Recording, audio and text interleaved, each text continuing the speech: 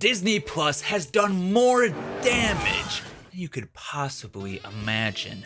Because not only have we had to suffer through She-Hulk, but 7 years ago, in order to start their own streaming platform, Disney decided to cancel their best Netflix show to focus on more quality content. Is this what heroes do? Arrest their mothers on Christmas? But since Disney's streaming empire has been wetting the bed, they decide to resurrect the very show that they killed in a last-ditch effort to win back the fans that they had already pissed off. You could not live with your own failure.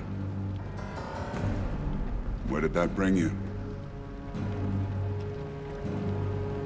Back to me. So, did it work? Has Daredevil come to be the savior of the MCU? Well, based off of this report, you would think so. What? 7.5 million people watch this show? That must be like more people that watched Infinity War and Endgame combined. Except to put this in perspective, that's 2 million less views than Agatha All Along, which won't be getting a season 2. That's 3 million less views than The Acolyte, which won't be getting a season 2, and half as many views as Ahsoka, which when that released was the worst performing Star Wars show on Disney Plus. Now, I know this won't be saying a whole lot, but in many different ways, Daredevil Born Again is still much better than Ahsoka, The Acolyte, Agatha All Along, so you'd expect Daredevil to perform much better, especially with it having such a loyal fan base.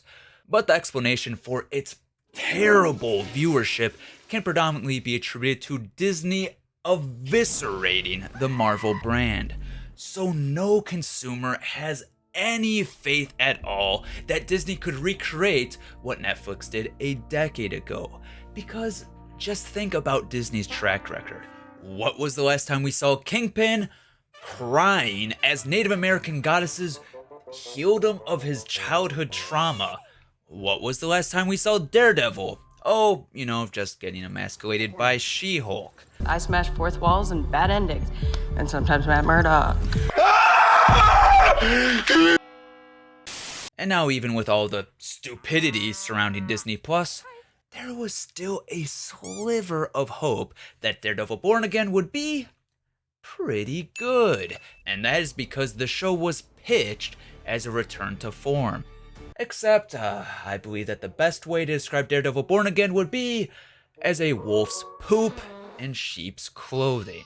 I say this because Charlie Cox and Vincent D'Onofrio are such great and iconic characters that the show gets close to fooling you that this is actually a continuation of the show that we love. But right from the start, everything feels off, and at a closer look, everything seems to be a bit stinky.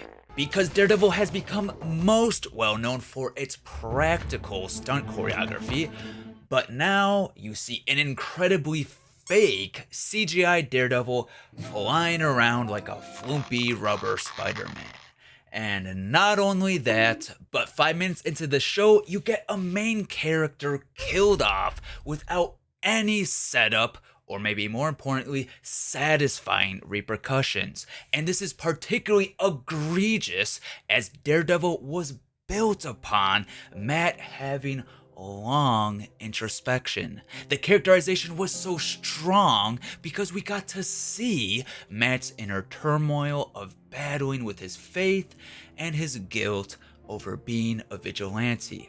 And this became the most pertinent when somebody close to Matt is killed. But now you don't even get to see Matt cope with losing his closest friend or see him give up being Daredevil. Instead, the show skips all of that by jumping a year into the future where Matt basically acts like none of this ever really even happened.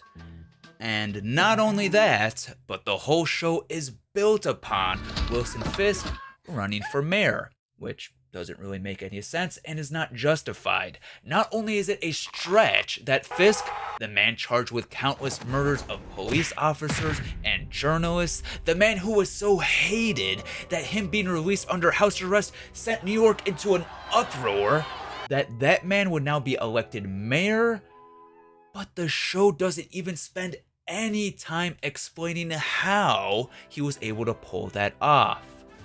Oh, and not only that, but the fight scenes are worse, the editing is worse, the writing is worse, the acting is worse. Every episode is worse than the last, where I just can't even recommend this show any longer. And you wonder why this show has such abysmal ratings. So, congrats, Disney. Your customers are clearly happy with you, and just keep up the good work. Thanks for watching DUCKFINDER on YouTube. For more premium content, subscribe.